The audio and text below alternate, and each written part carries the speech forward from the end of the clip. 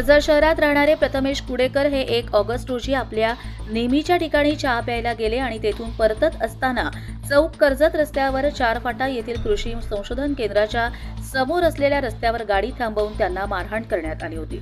Rod तसेच fighter साहित्य हातात असलेल्या 4 जणांनी ही मारहाण केली तर कुडेकर यांच्यासोबत असलेल्या त्यांच्या मित्राला तोंडावर मास्क आलेल्या त्या अज्ञात लोकांनी तुझ्या मित्राला सांग असे काही फुटफुटत सिल्वर रंगाच्या वॅगनर गाडी पळून गेले। निर्भीड पत्रकार म्हणून समाजात ओळख निर्माण करणारे प्रथमेश कुडेकर यांना बातमी दिल्याच्या वैमनस्यातून हल्ला केला असावा असा अंदाज बांधला जातोय।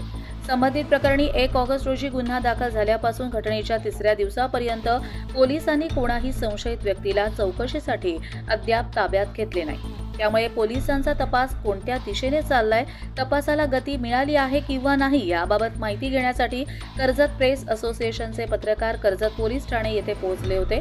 प्रेस असोसिएशन कडून कर्जत पोलीस यांना निवेदन देण्यात आले असून 5 दिवसात या प्रकरणी कर्जत पोलीस यांनी छडा लावून आरोपींना अटक केली नाही तर मात्र पत्रकार आंदोलन करणार असल्याचे लेखी निवेदन देण्यात आले।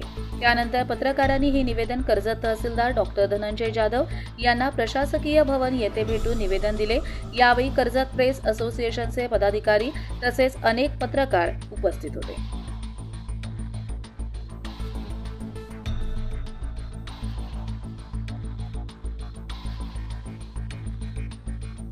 कर्जत लाईव्ह साठी महेश भगत, नेरळ।